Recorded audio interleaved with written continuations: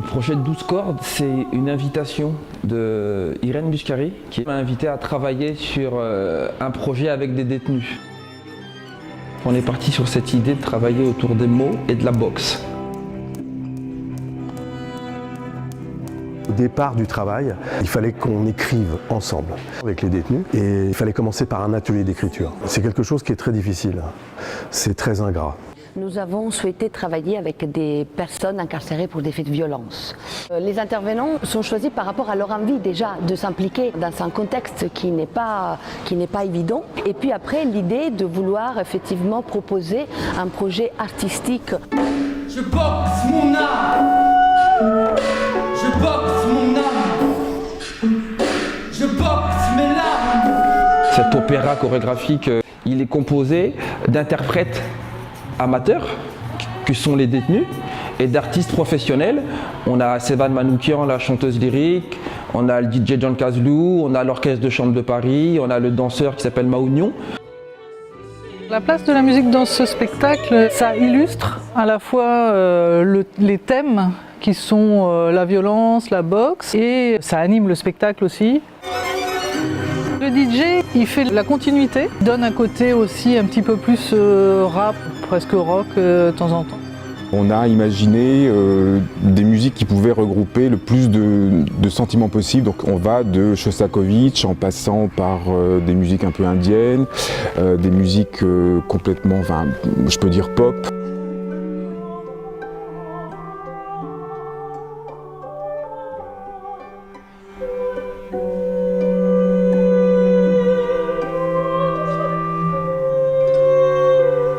On va produire un geste artistique, on va créer quelque chose ensemble.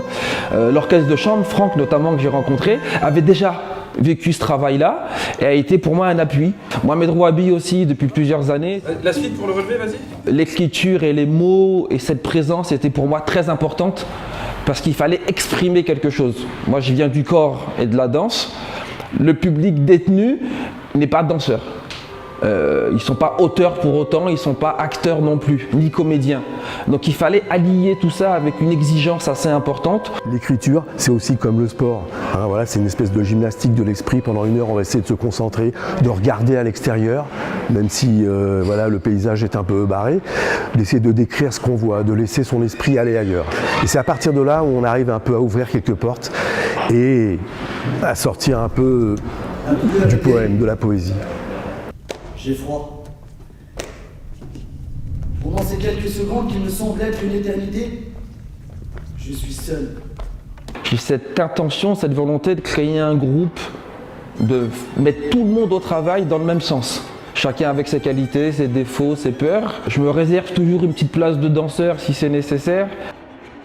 J'ai fait tous les ateliers d'écriture, j'ai pas fait faire, j'ai fait avec. J'ai fait tous les cours de boxe, j'ai pas fait faire, j'ai fait avec. Notamment Stéphane Pradin qui était au départ entraîneur de boxe. Et puis très tôt, j'ai passé du temps avec lui et je me suis dit il faut le mettre au plateau. Les éclairs fulgurants frappent la terre. En fait, ce qui me plaît, c'est le côté horizontal. C'est-à-dire que moi, je viens avec un bagage musical, instrumental, et puis on partage le tout.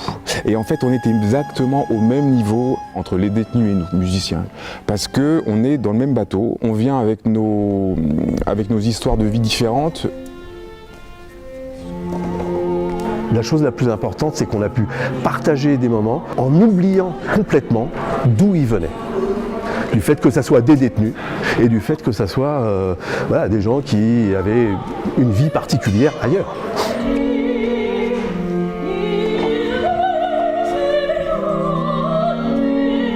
Depuis le mois de novembre, on imagine un spectacle qu'on construit dans une prison. Voilà, les mots sont dits. On vient de sortir de prison et on est là depuis plus de 2 jours. Et là, on est jeudi au mois de mai, le 3 mai. Ouais, voilà. Et là, on partage quelque chose de fort, donc non, beaucoup de plaisir. On va y aller tout à l'heure, ça va être très bien.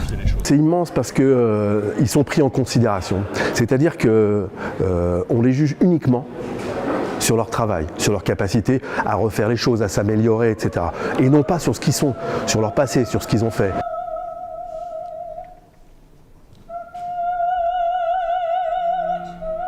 Le spectacle, la restitution, l'aboutissement de ce projet n'est pas prioritaire. Ce qui est prioritaire pour nous, c'est le parcours pour y arriver. En une phrase, Douze cordes, c'est le dépassement de soi.